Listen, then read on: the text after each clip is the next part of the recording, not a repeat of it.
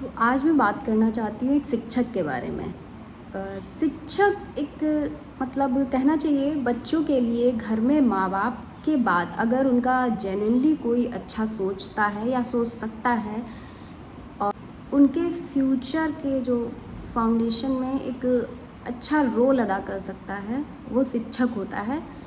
तो यहाँ पे 3 से 4 अलग-अलग घटनाएँ हैं जो अलग-अलग टाइम पे अलग-अलग जगह पे हो रही थीं और एक दिन वो सारी की सारी घटनाएँ आके एक जगह पे जुड़ गईं। तो मैं आज वो सारी घटनाओं के कंबाइन करके बताती हूँ। लास्ट में जो मेरा इंटरप्रिटेशन है इस चीज़ को लेके वो मैं शेयर करना चाहूँगी।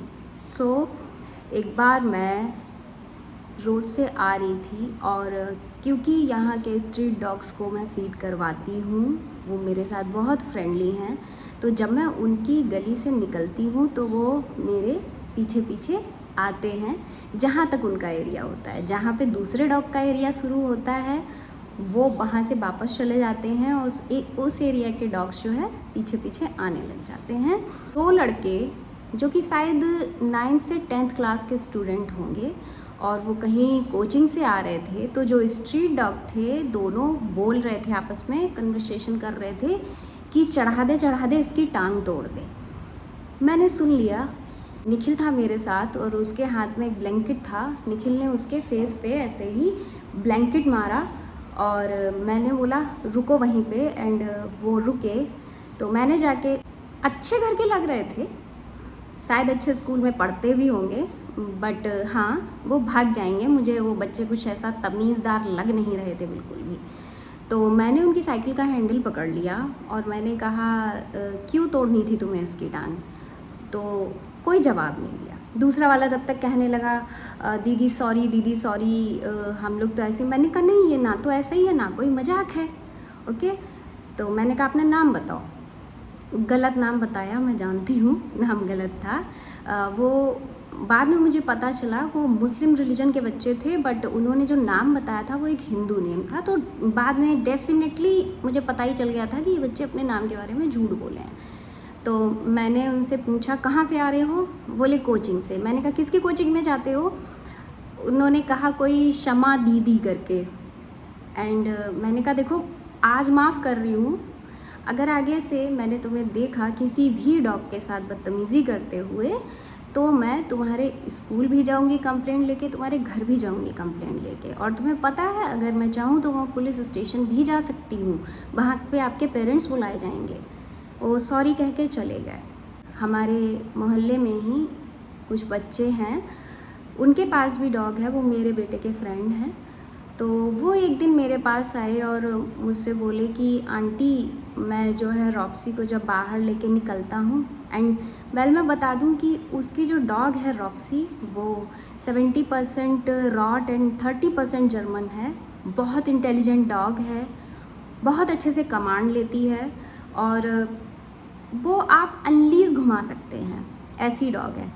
बट उन बच्चों ने आके बताया कि कुछ दीदी लोग हैं 9th 10th की, और जब मेरी रॉक्सी बाहर खेल रही होती है तो वो जब निकलती हैं तो चीखने लगेंगी, दूर से ही ऐसे करने लगेंगी कि कुत्ता पाल रखा है, मोहल्ले में निकलना मुश्किल है। एंड वो उससे बोली कि या तो इसको तुम अंदर रखा करो, अदरवाइज़ मैं पत्थर मार के इसकी टांगें तोड़ दूँगी।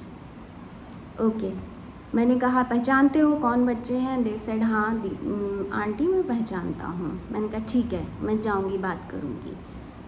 उसके सेकंड डे ही मैं अपनी बुली को बाहर वॉक के लिए लेके जा रही थी। तो मेरी बुली एक गार्ड डॉग है और वो उस चीज़ में बहुत ट्रेंड है। वो एक बहुत हैवी स्ट्रक्चर की फ़ीमेल है और मतलब उसको देख के ही लोग डर जाते हैं। बट वो जब सड़क पे चलती है किसी की तरफ वो देखती भी नहीं है। उसके पीछे 20 कुत्ते आ जाएं, शी नोज़ हर पावर, वो ऐसे ही कभी ना तो किसी पे भौंकेगी ना अटैक करेगी। बट क्योंकि वो एक गार्ड डॉग है और ऊपर से फीमेल्स में क्या होता है, वो कहते हैं ना जैसे 6th सेंस होता है, तो उसके अंदर भी वो 6th सेंस है और वो अपने ओनर को प्रोटेक्ट करने के लिए बहुत डेस्परेट रहती है। तो मेरी जो बुली है, अकीरा नाम है उसका, अगर कोई मुझे कॉन्स्टेंटली 2-3 मिनट तक घूरता भी है तो वो उस चीज़ को नोटिस कर लेती है और उन पे भौंकने लगती है। मतलब वो मुझे प्रोटेक्ट करने के लिए उन पे भौंकेगी। और या फिर कोई मुझसे जब कोई अच्छे से बात करता है वो बहुत ईजिली वहाँ खड़े होकर वेट कर लेती है। बट अगर कोई मेरे से बात कर रहा है, उसकी टोन गुस्से वाली है या वो चीख रहा है, then she is not gonna pardon them anyhow, कैसे भी नहीं माफ़ करेगी वो। तो मैं जब अपनी बुली को लेके निकली, 2 लड़कियाँ जो जा रही थी मेरी गली से उसकी तरफ, वो मेरे घर से 3 से 4 घर दूर पे थीं। और वहीं से उन्होंने, वही ना, एक लड़कियाँ, एक तो पता नहीं क्या हो गई, ये जैन जी है क्या है, मैं जैन एल ही बोलूँगी इनको, मुझे तो जैन जी से ज़्यादा बेवकूफ़ जनरेशन कोई नहीं लगती। तो वहीं से वही पापा की परी बन जाती हैं, करने लग गई। एंड उसको ये चीज़ बहुत अजीब लगी और वो गुस्सा करने लगी, भौंकने लगी। हालांकि उसकी लीज़ मेरे हाथ में थी। मैंने कहा डरो मत, ज़्यादा डर लग रहा है, 2 मिनट या 1 मिनट रुक जाओ, मैं इसको जहाँ लेके जा रही हूँ मैं लेके जाती हूँ एंड आप जो है उसके बाद पास आउट कर लीजिएगा। मैं आगे चली गई, एक फील्ड है वहाँ पे खाली, मैं वहाँ उसको जो है टहलाने लगी। वो लड़कियाँ फिर से आईं और फिर लगभग 50 मीटर की दूरी से उन्होंने चिल्लाना चालू कर दिया और फिर उल्टे पाँव भाग गई, जबकि उनका जो कोचिंग था वो वहीं पे था, लेकिन उल्टा भागी हैं चिल्ला के। फिर मेरी बुली एक्टिव होगी, फिर भी मैं ये लोग चली गई तो मैं उसको लेके आ रही थी, अपने घर जा रही थी कि चलो ठीक है मैं उसको भी अंदर कर देती हूँ। जब मैं उसको लेके अपने घर में आ रही हूँ, फिर वहीं खड़ी पापा की परी की तरह चिल्ला रही हैं। अदेन वो इतनी बदतमीज़ी कर रही, अब वो कैसे भी बर्दाश्त नहीं कर सकती कि उसकी माँ से कोई इस टोन में बात कर रहा है, और वो बहुत अनकंट्रोल हो रही थी। इवन मैं गिर गई उसको होल्ड करने के लिए, मैं चाहती उस वक्त मैं उसकी चेन छोड़ देती और फिर उनका क्या हाल होता उसके लिए भगवान ही जिम्मेदार था।